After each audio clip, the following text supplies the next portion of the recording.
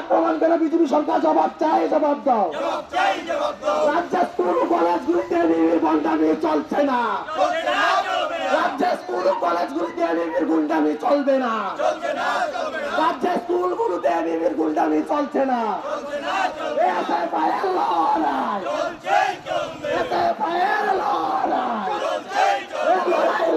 লড়াই চাই,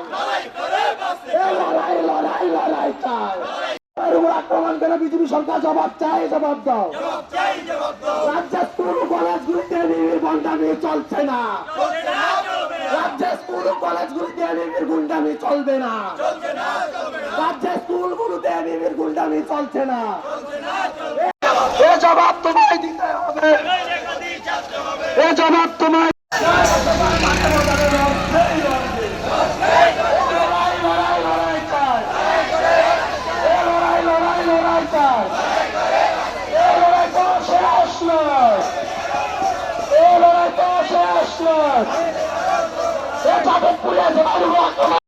সালের পর থেকে যখন রাজ্যের মধ্যে বিজেপি সরকার প্রতিষ্ঠিত হয়েছে, বিজেপি সরকার কলেজগুলির মধ্যে সরাসরিভাবে কিছু গুন্ডাদের, যুব মোর্চার নামধারী কিছু গুন্ডাদের বরাত দিয়ে রেখেছে। আজকে কলেজগুলির মধ্যে শিক্ষকের অভাব, আজকে কলেজগুলির মধ্যে পরিকাঠামোর অভাব। গত বছর আপনারা দেখেছেন রামকৃষ্ণ মহাবিদ্যালয়, কৈলাসহর, রাম ঠাকুর কলেজগুলোর মধ্যে কি বিশৃঙ্খল পরিস্থিতি। অধ্যাপক, অধ্যক্ষ তারা নিরাপত্তাহীনতায় ভুগছেন। কলেজগুলির মধ্যে আজকে যখন ছাত্রছাত্রীরা এই সরকারের বিরুদ্ধে কথা বলবার জন্য প্রতিদিন রাজপথে দাঁড়াচ্ছেন, উদ্যোগ নিচ্ছেন, তখন সরকার বুঝে গেছে যে ছাত্র সংসদ নির্বাচন করলে কলেজের কোনো ক্যাম্পাসের মধ্যে সরকারের যে ছাত্র সংগঠন, যে গুন্ডা সংগঠন আমরা বলি এবিভিপি কোনো কলেজে জয়ী হবে না। সেই জায়গায় দাঁড়িয়ে সরকার সিদ্ধান্ত নিয়েছে যে প্রত্যেকটা শিক্ষা কলেজের ক্যাম্পাসগুলির মধ্যে এবিভিপির গুন্ডাদের বরাত দিয়ে আজকে কণ্ঠরোধ করবার চেষ্টা করছে। সরকার সাহস দেখাচ্ছেন না নির্বাচন করবার জন্য।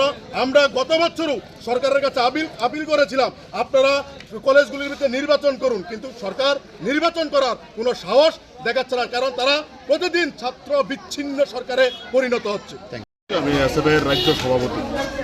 আপনারা দেখেছেন আমাদের এই কর্মসূচিটা মূলত এই সময়ের মধ্যে নেওয়ার মূলত যে কারণ, সেটা হচ্ছে গোটা দেশের মধ্যে বিজেপির শাসনকালে, নরেন্দ্র মোদীর শাসনকালে এবং আমাদের রাজ্যের ডাক্তার প্রফেসর মানিক শাহর শাসনকালে আমরা দেখছি গোটা দেশের শিক্ষা ব্যবস্থা আজকে খাদের কিনারে এসে পৌঁছেছে। প্রতিদিন সরকার নীল নকশা তৈরি করছেন কীভাবে শিক্ষা ব্যবস্থাটাকে কুলসিত করা যায়। আনন্দ আর ভালোবাসার দীপ্তিতে গড়া সমুজ্জ্বল পরমা, ঠিক তোমারই মতো। শ্যাম সুন্দর কোম্পানি জুয়েলার্স, আগরতলা, উদয়পুর, ধর্মনগর, কলকাতা।